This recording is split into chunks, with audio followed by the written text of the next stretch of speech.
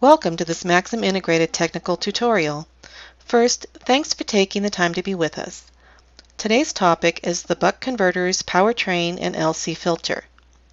This tutorial is an in-depth session for a technical audience to refresh your knowledge about the fundamentals underlying the buck converter. In order to highlight the fundamental principles, we'll be dealing with idealized components. In subsequent sessions, we'll address the limitations introduced by real components.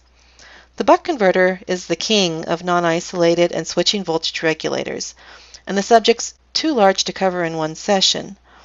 The powertrain and associated LC filter are at the heart of the buck converter, so we'll start from there. The simplification of treating the powertrain and LC filter in isolation, essentially open loop, will restrict us to a steady state analysis today.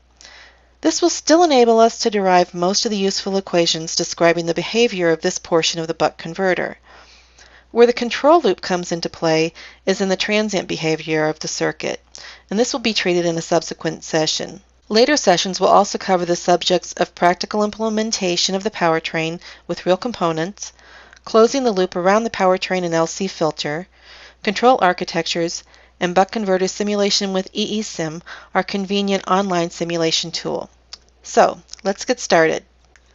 This tutorial is divided into 6 sections.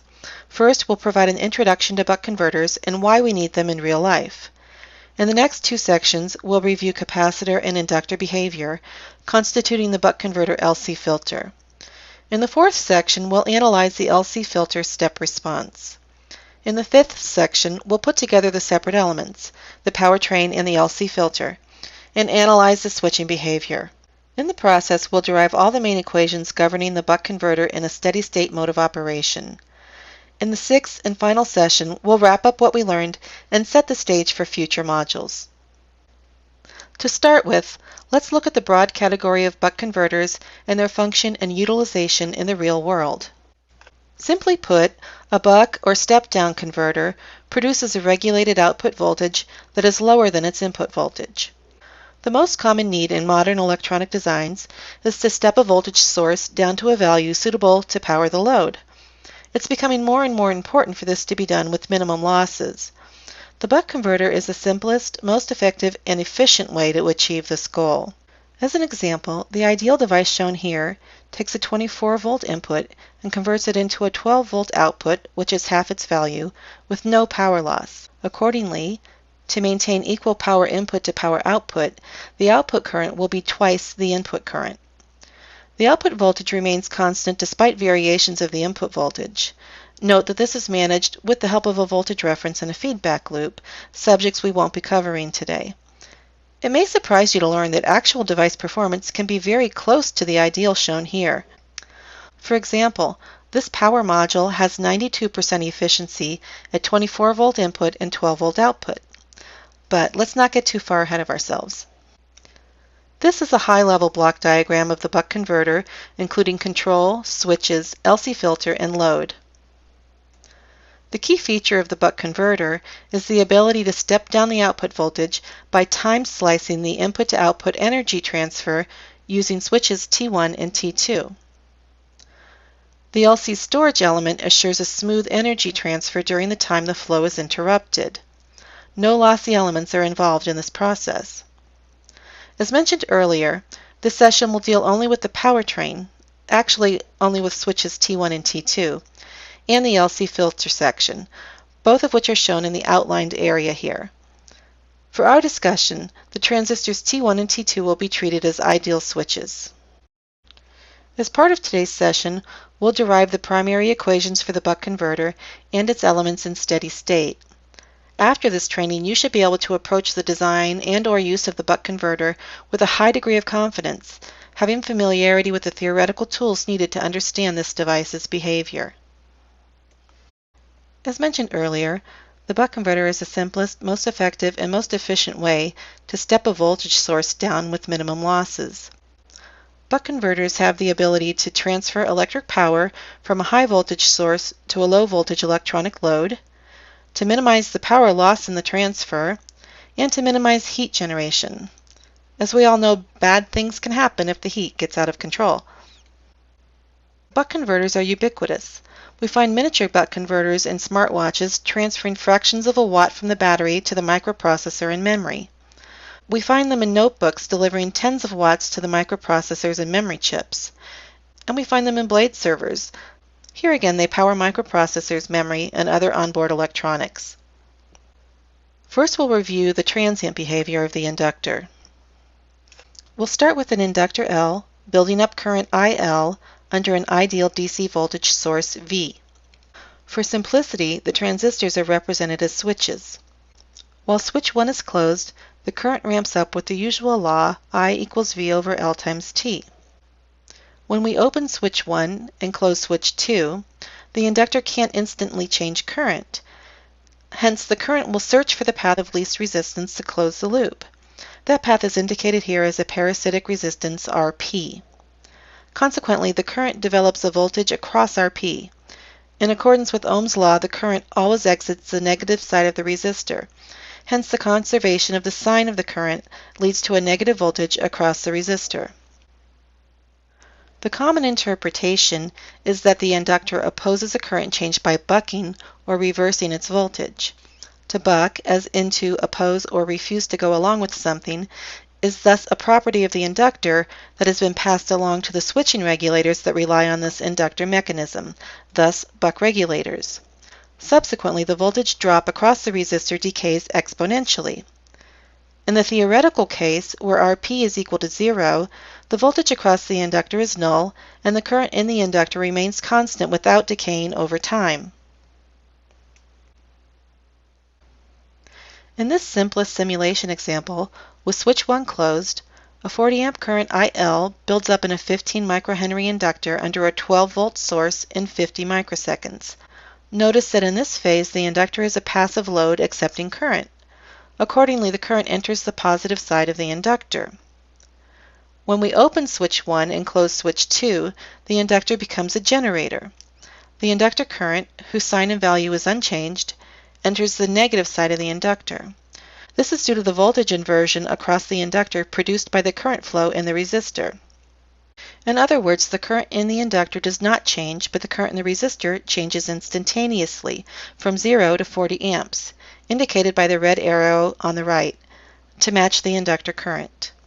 Then the current decays with a 15 microsecond time constant.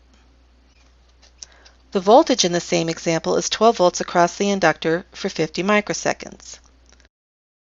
When we open switch 1 and close switch 2, the voltage bucks down to a value equal to minus 40 amps, the current built up so far, times Rp, which is 1 ohm, which equals minus 40 volts. Then it decays with the time constant of 15 microseconds. Now let's look at the capacitor. A capacitor under a DC current source exhibits the dual behavior of the inductor under a voltage source.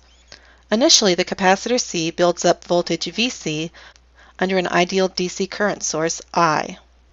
The voltage ramps up with the usual law, Vc equals 1 over C times I times T on with I constant.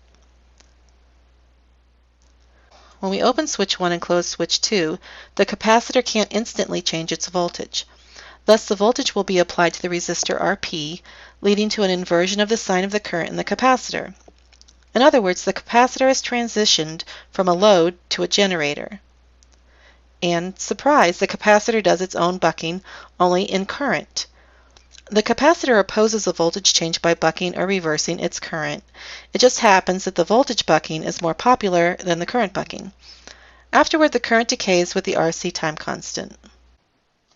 In the theoretical case, where Rp is infinite, the current through the capacitor is null, and the voltage across the capacitor remains constant without decaying over time.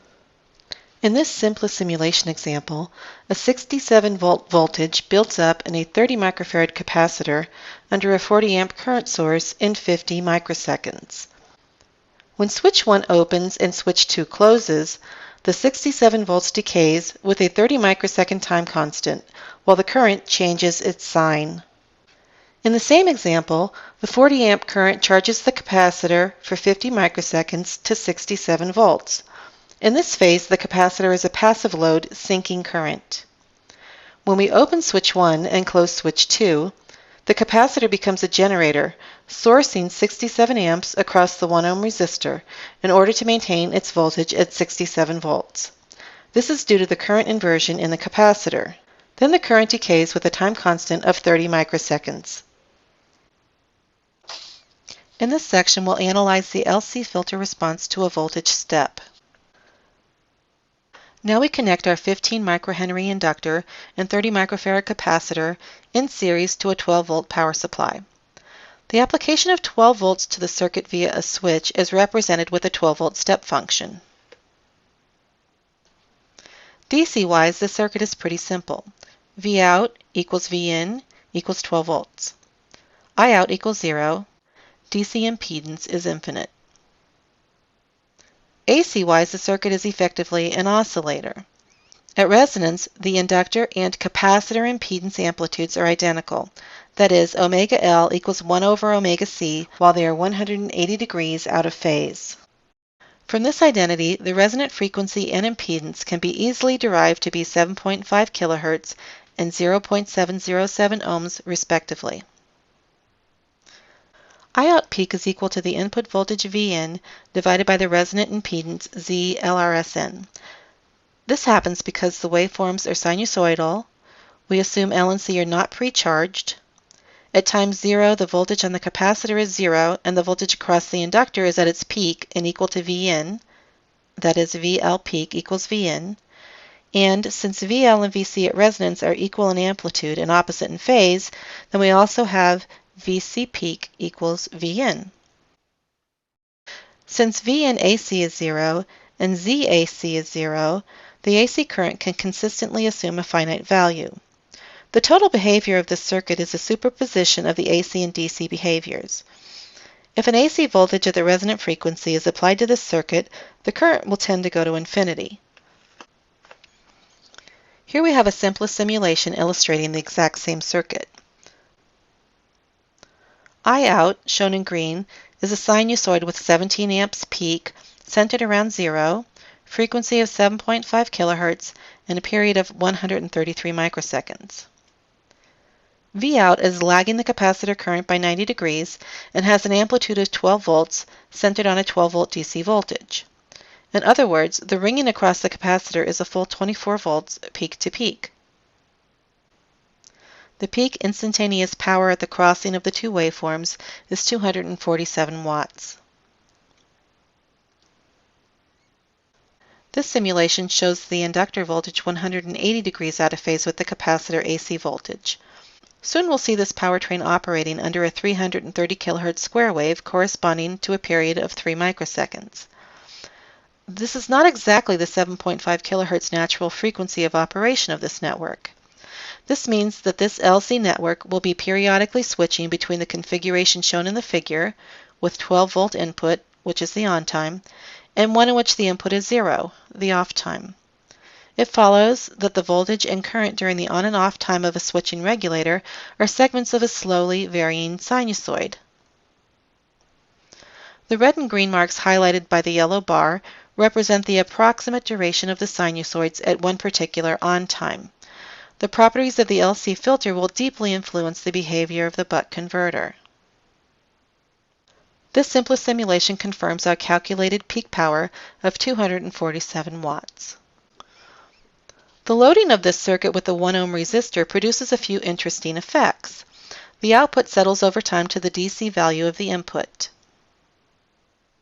The oscillation is damped down.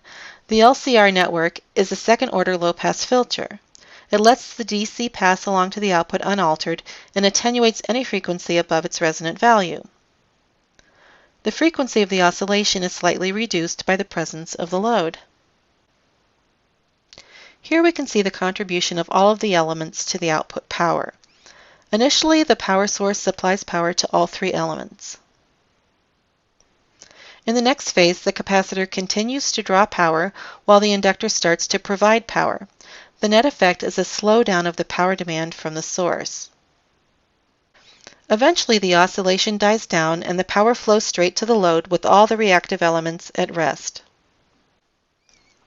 Now we'll calculate the basic equations of the buck converter.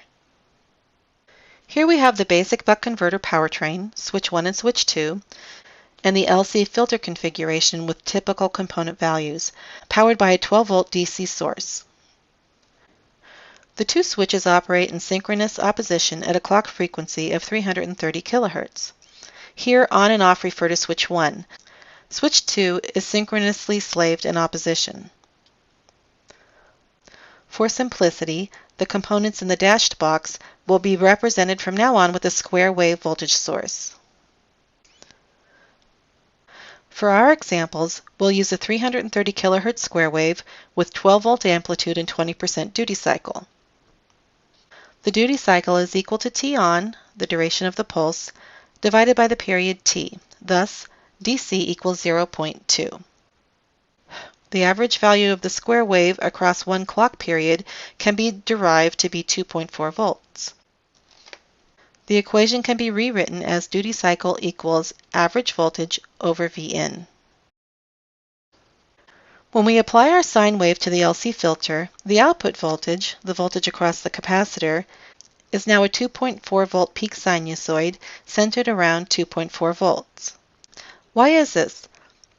Well, the LC filter is filtering out the 330 kHz, so the DC voltage across the capacitor is the average value of the chopped input voltage.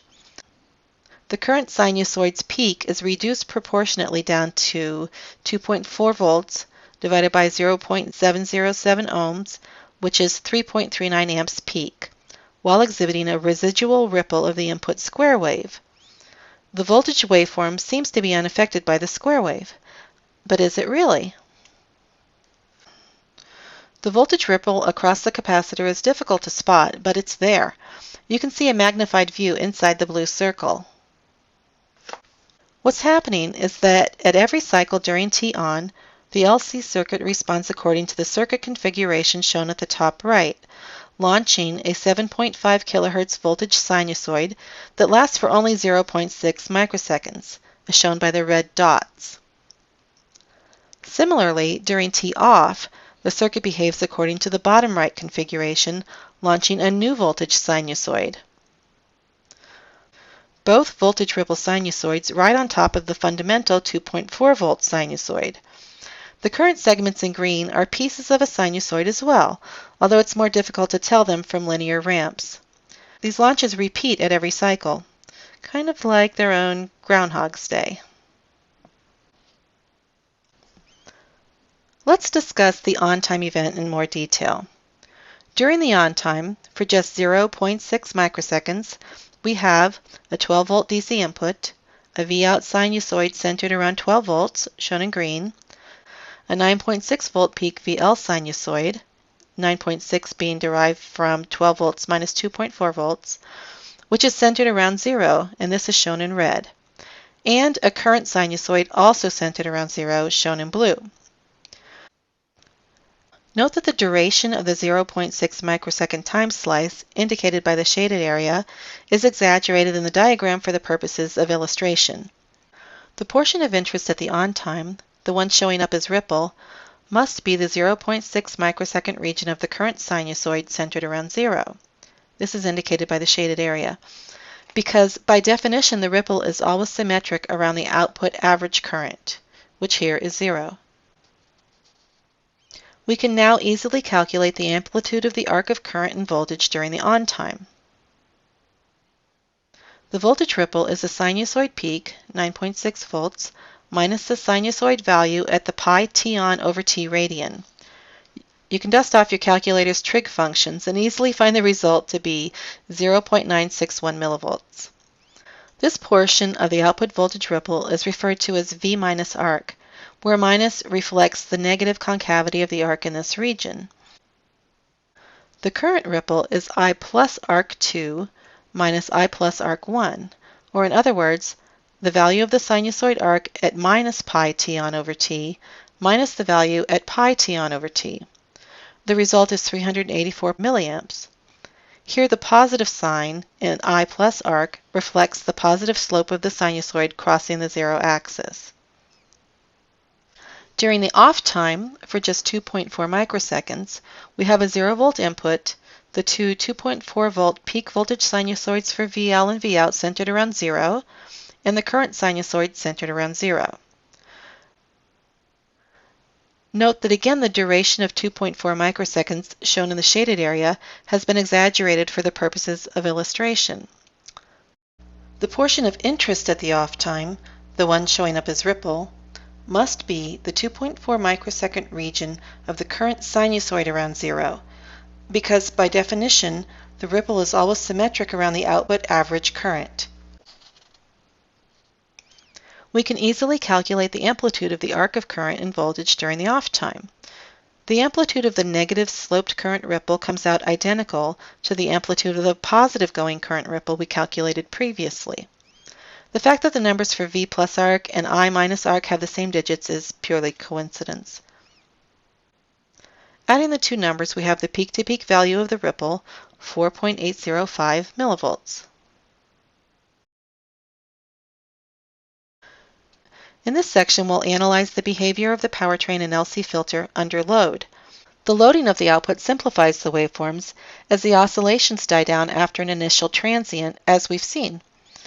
A stable environment without oscillation is the condition under which the classic approximated analysis of the buck converter is typically taught.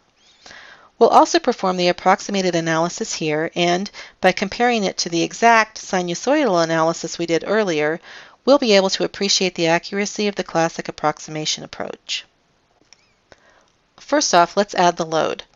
The load damps the resonant oscillation after an initial transient lasting about 300 microseconds. Now we see the magic of the powertrain and LC tank or filter. We go from 12 volts DC to 2.4 volts DC without the use of a lossy resistive divider. As we saw earlier, the LC low-pass filters out to 330 kilohertz, so the DC voltage across the capacitor is 2.4 volts, the average value of the chopped input voltage. All the properties we derived earlier for the square wave now apply to the buck converter powertrain and LC filter. The difference is that V average in the equations for the square wave becomes the output voltage V out of the powertrain and LC filter. The duty cycle can be calculated as 0.2. V out is thus 2.4 volts. This equation can be rewritten as V out over V in equals the duty cycle. This is the buck converter characteristic equation tying V in to V out. Here we compare the response of a 220 kHz 20% duty cycle power source to that of a 2.4 volt DC step function power source.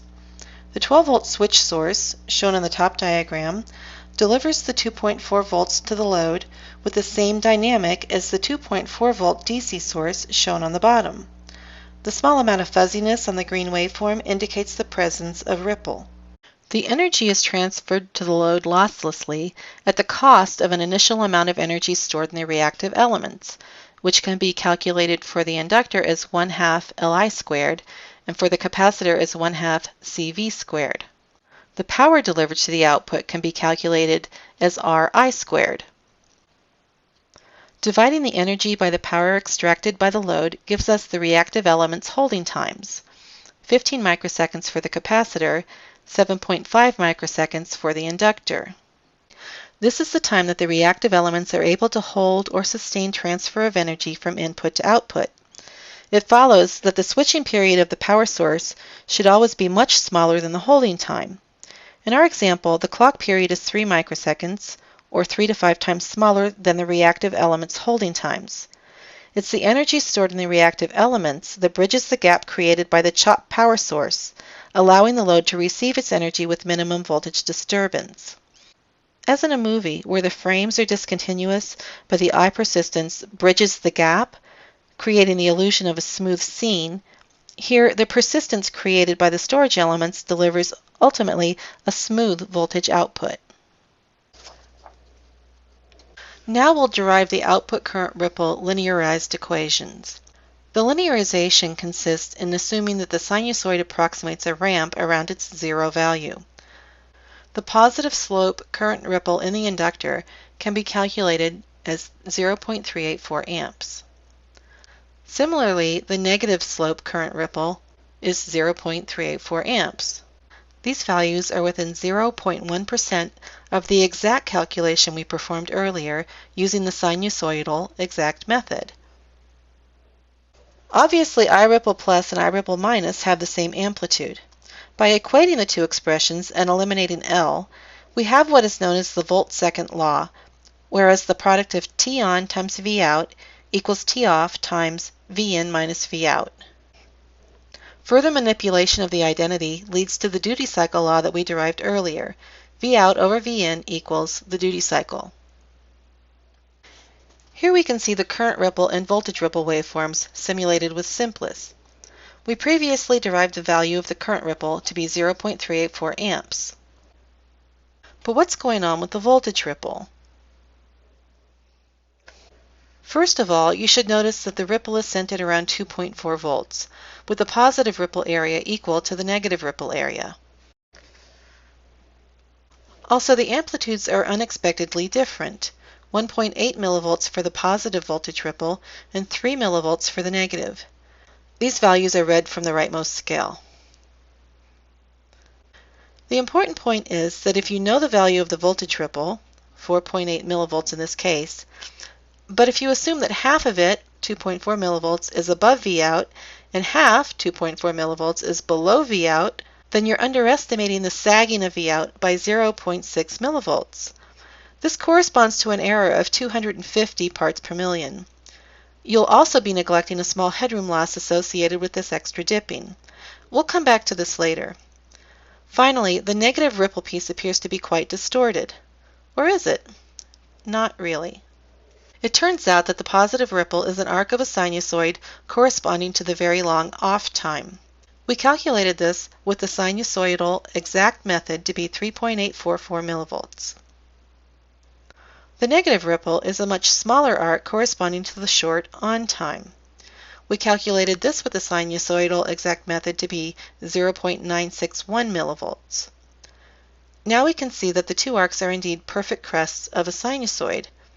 How close can we come to the precise values of V arc plus and V arc minus if we employ the linearized method we just used for the current ripple calculation? We'll see that next. If we approximate the current ripple sinusoid around zero as a ramp, as shown in the bottom figure, then the voltage ripple sinusoid can be approximated as a parabola, as shown in the top figure. This can be done because the capacitor voltage is the integral of the current, and the integral of a ramp is a parabola. The magnitude of the voltage at the peak of the parabola is referred to as V plus arc. The integral of the current ramp is the area of the triangle under the ramp. The triangle has sides I minus ripple over 2 and T off over 2, and its area is 1/2 of the product of the two sides. Thus, V plus arc is 1 over 8C multiplied by I minus ripple times T off. Recalling that I minus ripple can be written as V out over L times T off, and substituting, we get the final expression for V plus arc, V out over 8LC times the square of T off. A similar expression can be used for the value of V minus arc, the ripple voltage during the positive zero crossing of the current. The difference is that in this phase the voltage across the inductor is V in minus V out, and the time is T on. Here you can see the simulated V plus arc ripple and the calculated value. Applying the formula for V plus arc, we derive a value of 3.840 millivolts, which is in agreement with the simulated value. If you recall, the value calculated with the exact sinusoidal calculation was 3.844 millivolts, which is within 0.1% of the exact calculation. That sounds pretty good. Here you see the simulated V minus arc ripple and the calculated value. Applying the formula for V minus arc, we find the value of 0.960 millivolts to also be in agreement with the simulated value. The value obtained here is once again within 0.1% of the exact calculations done earlier. Summing up the two expressions and with some simple manipulation, we get the equation for the peak-to-peak voltage ripple. The value obtained here is within 0.1% of the exact calculations done earlier using the method based on the sinusoids. With a bit more manipulation, the voltage ripple can be expressed as a function of the current ripple. V ripple peak to peak equals T clock divided by 8C times I ripple. As mentioned earlier, the offset is a result of the fact that the voltage ripple must be centered around 2.4 volts with zero average. The offset reading from the simulation is 0.56 millivolts. The exact derivation of the offset equation requires knowing the transition point from one arc to the other. Derivation of the transition displacement, V transition, doesn't lend itself to a simple formula and requires the solution of a cubic equation. However, we know that the offset is 0 at 50% duty cycle and maximum at 0% duty cycle. As you'll see in the next slide, when V arc plus equals V offset, V minus ripple is twice the value of V plus ripple. As such, we can approximate the equation for V minus offset as 1/3 of V ripple peak to peak times 0.5 minus the duty cycle, which yields 0.48 millivolts. This isn't very far from the simulation reading of 0.56 millivolts. The minus indicates that it subtracts from V out, reducing the headroom. This diagram illustrates the case where the duty cycle is close to zero, in this case 1%. By inspection, we can see that V arc plus equals V ripple peak to peak, and V minus ripple is twice the V plus ripple. In this case, the calculated offset is 0.05 millivolts, which aligns perfectly with the measured value from the picture. Similarly, for duty cycles above 50%, the formula will be V plus offset is approximately 1/3 of V ripple peak to peak times duty cycle minus 0.5. Here, the plus indicates that this offset adds to the V out and adds to the headroom. Naturally, from an accuracy standpoint, neither offset is a good thing. Let's review what we've covered today. We covered the basic steady-state equations for the linearized inductor, the linearized capacitor, resonance, duty cycle, the volt-second, current ripple, voltage ripple offset when the duty cycle is less than 50%, and voltage ripple offset when the duty cycle is greater than 50%. So what's the final takeaway? Well, we derived the main equations describing the buck converter behavior by simply studying the powertrain and LC filter in steady state, validating each step with simplest simulations. We performed the derivations with an exact sinusoidal approach and a linearized approach, and learned that the linearized approach is within 0.1% of the exact sinusoidal approach. We highlighted the asymmetry in the output voltage ripple, with the negative dip being higher than the positive peak at duty cycles lower than 50%, and saw how this eats up the output voltage headroom. We understand now quantitatively and qualitatively the shape and amplitude of the simplest simulation waveforms for output voltage, output current, ripple voltage, and ripple current. Now that you understand buck converter steady-state fundamentals, you still might not want to design one from the ground up. That's okay, because we've done it for you. In fact, we've gone as far as integrating the majority of the powertrain, including the inductor, control, and power transistor switches, into a single integrated circuit. One example is the Max M17544 power module that we saw at the beginning of our presentation. This is just one example of many highly integrated buck converters and power modules available from Maxim. In future tutorials, we'll cover closing the loop around the powertrain and LC filter for transient analysis, control architectures, practical implementation, and simulation with EESIM, our online design and simulation tool. Find the buck converter that fits your needs by visiting us online at maximintegrated.com/stepdown. We hope you found this tutorial useful and that you'll join us again in the near future. Thanks, and have a great day.